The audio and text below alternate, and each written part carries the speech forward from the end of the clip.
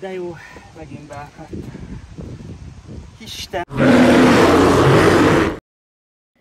Sziasztok! Ez a videó annak a szüleménye, hogy már 193 órája és 536 perce imádkoztam a Barbinak, hogy menjünk el biciklizni.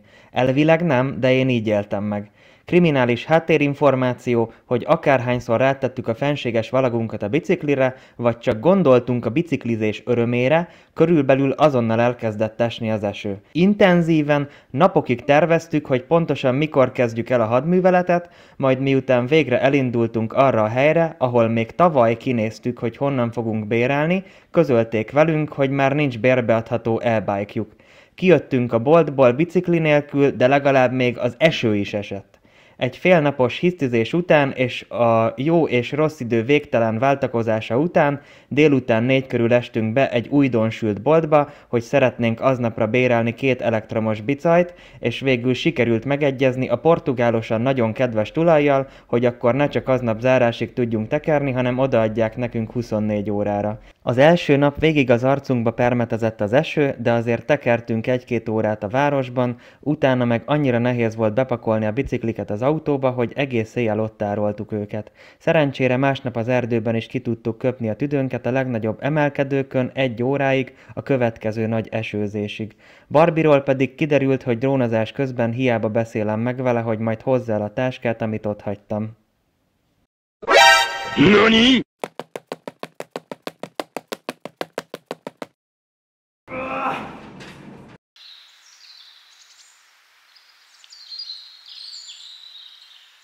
Meg a tiédről is le kell.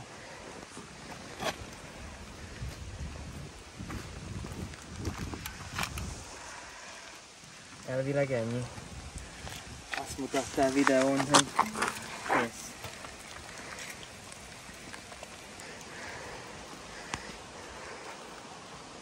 Be tudod rakni egyedül? Megpróbálom. Egy darabig igen.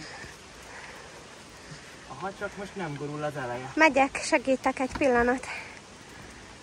Miután lejöttünk a hegyekből és terepet váltottunk, szerencsére az időjárás is kedvezőbb lett, így bejártuk Ferragutót és környékét. Imádok bringázni, és már nagyon vártam, hogy végre tekerjünk egy hatalmasat, viszont ez a mostani túra kevésbé felelt meg a várakozásaimnak. A bérelt bringáink Heatway márkájú BK7-esek voltak, amikkel én összességében nem annyira voltam elégedett. Azt már a hegyekben éreztem, hogy a fékek számomra nem elég megbízhatóak, és hogy a gumik vastagsága sem igazán alkalmas terepre. A gyártó a honlapján ezeket a bringákat minden terepviszonyhoz ajánlja, amivel viszont én nem igazán tudok egyetérteni. A bringa egy 250 wattos motorral van felszerelve, 7 fokozatú Shimano váltókkal és 3 fokozatú elektromos rásegítéssel.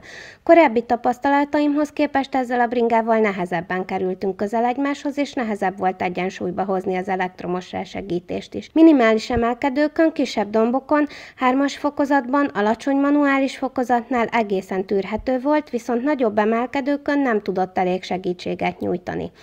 A tengerparti részeken, ahol a durvább talajt homokosabb, süppedősebb, lazább talaj váltotta, nagyon könnyen el lehetett vele akadni, nem kellett hozzá nagy homok.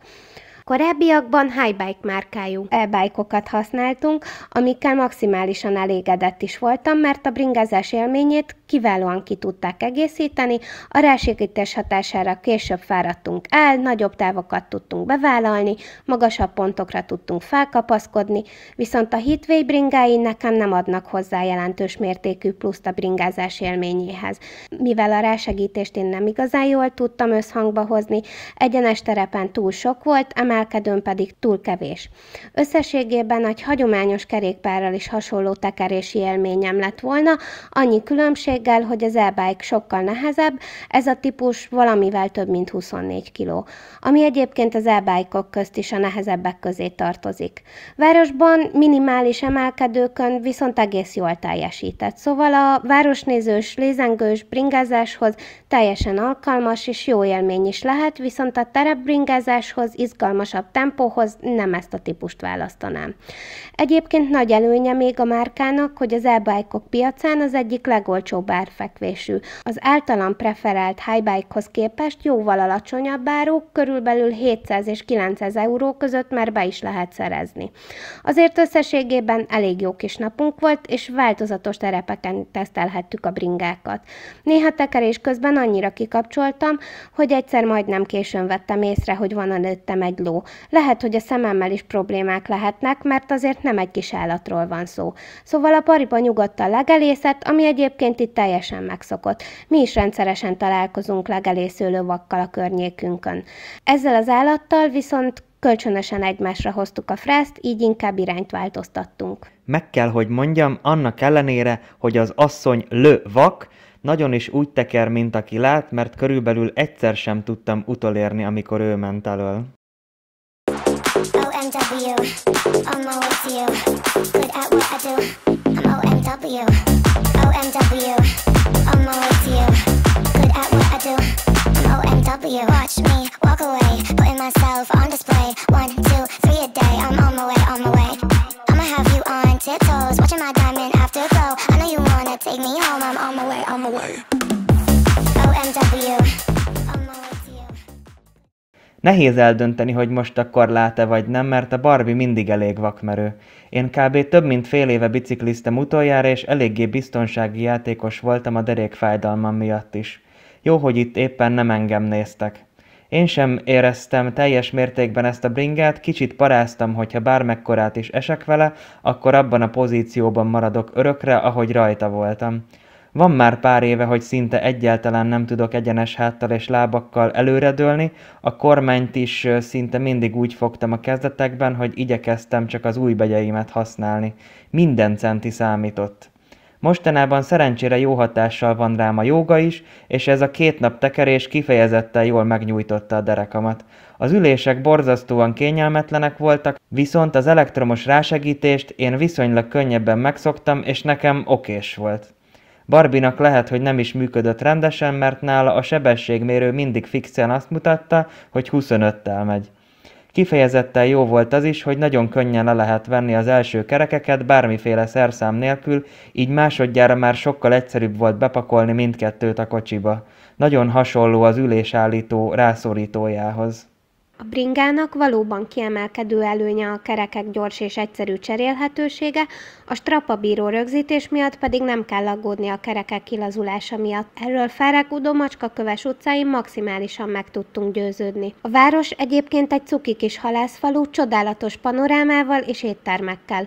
Különösen a kikötőnél, ahol egy kellemes tonhalsztéket fogyasztva gyönyörködhetünk a helyi madarakban is.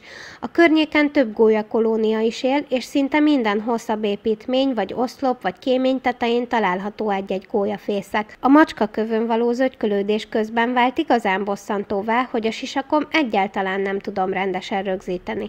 Ez állandó probléma nálam, mert a fejem körmérete gyerekméretű. Sapka és kalapvásárlásnál is problémám szokott lenni, ez most sem volt másképp. Sajnos az üzletben nem volt gyereksisak, így az egész nap csúszkált a fejemen.